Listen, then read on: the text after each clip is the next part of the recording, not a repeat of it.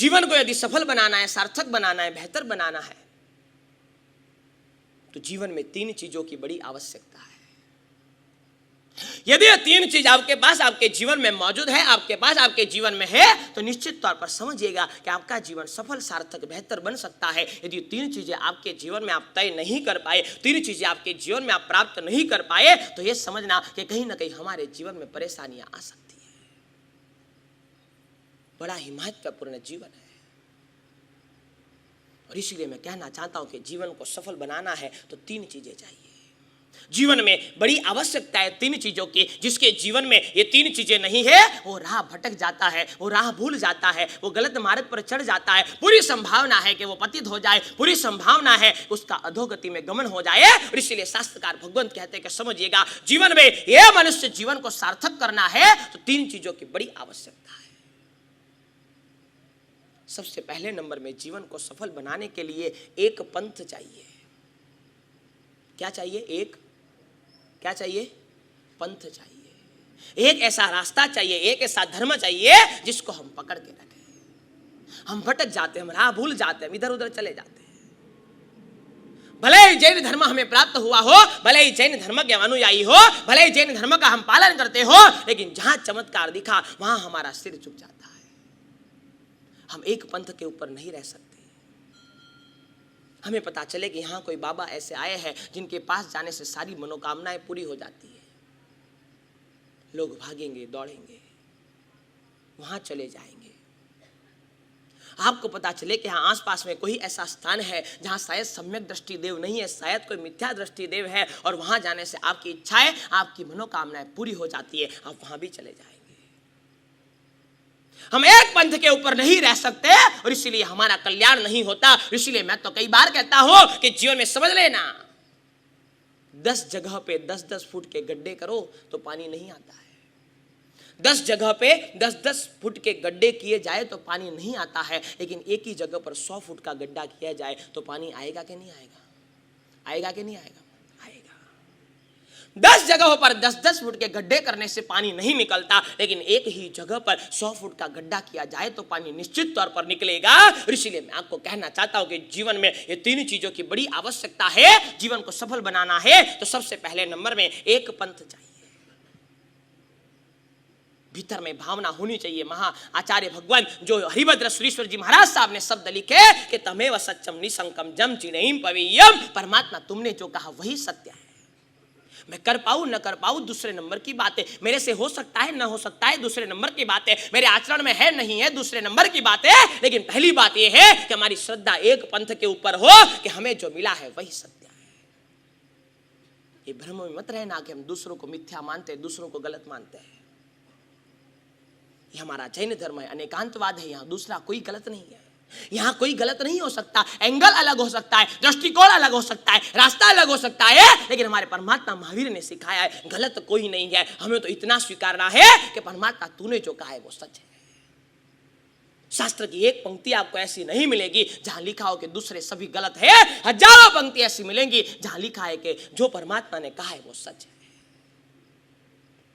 जीवन को सफल बनाना है तो सबसे पहले नंबर में एक पंथ चाहिए। जीवन को सफल बनाना है तो दूसरे नंबर में एक संत चाहिए। जीवन किसी के हवाले होना चाहिए।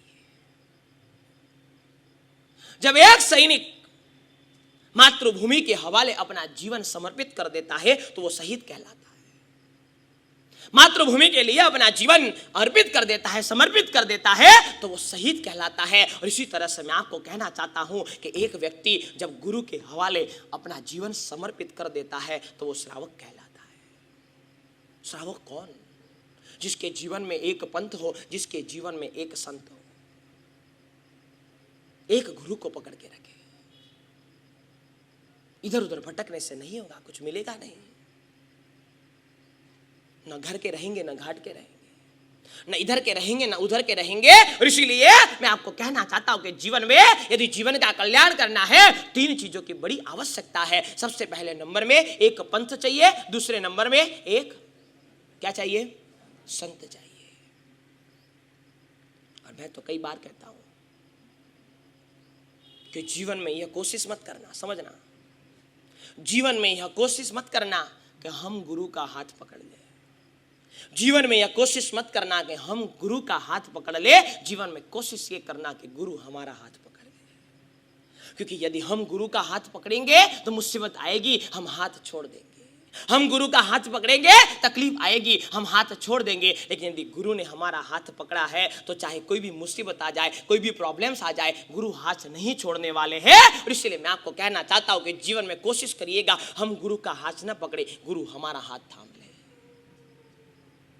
जीवन में एक पंथ चाहिए, जीवन में एक, बोलो, जीवन में एक संत चाहिए। और तीसरी बात मैं आपको बताना चाहता हूं कि जीवन का यदि कल्याण करना हो तो जीवन में एक ग्रंथ चाहिए, एक पंथ, एक संत और एक ग्रंथ। एक ग्रंथ को पकड़ के रखो जिसका प्रतिदिन स्वाध्याय होता रहे, जिसके पीछे हम प्रतिदिन लगे रहे, जिसकी प्रतिदिन हम स्तवना करते रहे, जिसके पीछे हमारा मन प्रतिदिन भागता रहे। इसीलिए मैं आपको कहना चाहता हूं कि जीवन का कल्याण करना है तो निश्चित तौर पर एक ग्रंथ हमारे पास चाहिए जो हमें प्रिय हो। हमने गुरु प्रेम को देखा है, जब भी उनके जीवन में असहता आती थी, असमाधि आती थी, शरीर का स्वास्थ्य बिगड़ता था, चाहे कितने ही बीमार हो, चाहे कितने ही परेशान हो, लेकिन जब परमात्मा के जिनालय के भीतर परमात्मा के दर्शन करने जाते थे और परमात्मा के दर्शन करने के बाद जब हम स्तुति बोलते थे, जे जन्म समय मेरु गिरिनी स्वर्ण रंगी टोच पर लई जई तमोने देवने दानव गणों भावे सबर, और जब यह स्तुति का गलाल सभी साधु मिलकर के करते थे तो कैसे भी असक्त हो, कैसे भी असमाधि में हो, कैसे भी असाता में हो, लेकिन गुरुदेव के मुख के ऊपर एक प्रसन्नता का भाव खड़ा हो जाता। ये ताकत है, एक चीज को पकड़े रहो। अध्यात्म योगी कलापूर्ण सूरी महाराज का नाम आपने सुना होगा। जब परमात्मा के सामने जाकर के कितने ही बीमार हो, कितने ही असक्त हो, कितने ही परेशान हो, लेकिन जब परमात्मा के सामने जाकर के प्रीत लड़ी बंधानी रे अजित जिणंद सु ये स्तवन जब बोलते थे तो उनके मुख के हाव भाव चेंज हो जाते थे। एक ग्रंथ, एक ग्रंथ ऐसा हो जो हमारे जीवन का कल्याण कर दे। हम पिछले साल पंजाब में गए, विचरण करते करते वहां एक सरदार जी मिले। उनके घर पे जाना हुआ, बड़े सुखी संपन्न और अमीर घर थे। उनके घर पे जाना हुआ और घर पे सब अलग अलग चीजों को बता रहे थे। वहां पे एक जगह ले जाकर के उन्होंने एक पुस्तक को बताया, ग्रंथ को बताया। गुरुदेव ने कहा ये क्या है? कहा कि महाराज जी ये भगवद गीता है। हम जब पाकिस्तान से आए, पाकिस्तान से माइग्रेट होकर के हमारे पिताजी दादाजी यहाँ पे आए, वहां सब कुछ छोड़ करके आए, लेकिन एक भगवद गीता को यहाँ पे लेकर के आए। और हम तो मानते हैं कि ये भगवद गीता की वजह से हमारा जो भी प्रोग्रेस हुआ, हम जो भी आगे बढ़े, हमारे जीवन में जितनी भी सफलता का राज है, हमारे जीवन में जितना भी प्रोग्रेस है, उसके पीछे यदि किसी का हाथ है तो ये भगवद गीता का हाथ है। हमें इतनी संपत्ति प्राप्त हुई, हमारे पास कुछ नहीं था, लेकिन ये भगवद गीता की पूजा करते करते हम कहां से कहां पहुंच गए। और तब गुरुदेव ने एक सवाल किया कि भैया इसको खोल करके कभी पढ़ाया नहीं? कभी खोल करके पढ़ा? उसका अध्ययन किया, उसको पढ़ा, अंदर क्या लिखा हुआ है? कहा कि गुरुदेव ऐसा अवसर तो कभी बना नहीं। और तब गुरुदेव ने कहा कि शायद आप सोचो कि उसकी पूजा करने से आपका कल्याण हो सकता है, आपके जीवन में संपत्ति की बौछार हो सकती है, आपके जीवन में इतनी संपत्ति आ सकती है, तो यदि उसको खोल के पढ़ लो तो आपका निश्चित तौर पर बेड़ा पार हो जाए। हमारे घरों में किताब होती है लेकिन हम पढ़ते नहीं है।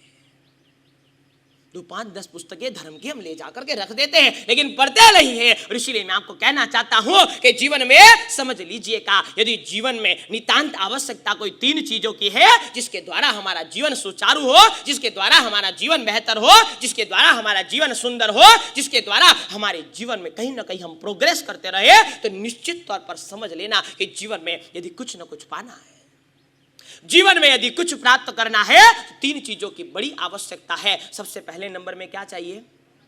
क्या चाहिए? एक पंथ चाहिए। दूसरे नंबर में एक संत चाहिए, ऐसे संत जो हमें मार्ग दिखाए, ऐसा पंथ जिसको हम पकड़े रहे, इधर उधर भटके नहीं, इधर उधर भागे नहीं, इधर उधर जाए नहीं। और तीसरे नंबर में क्या चाहिए? एक ग्रंथ चाहिए। जब भी अस्वस्थ हो, जब भी मन असमाधि में आए, जब भी मन असाता में आए, जब भी परेशानी खड़ी हो, वो ग्रंथ लेकर के बैठ जाए, उसका अध्ययन पठन पाठन करते रहे तो निश्चित तौर पर हमारे जीवन का कल्याण हो सकता है।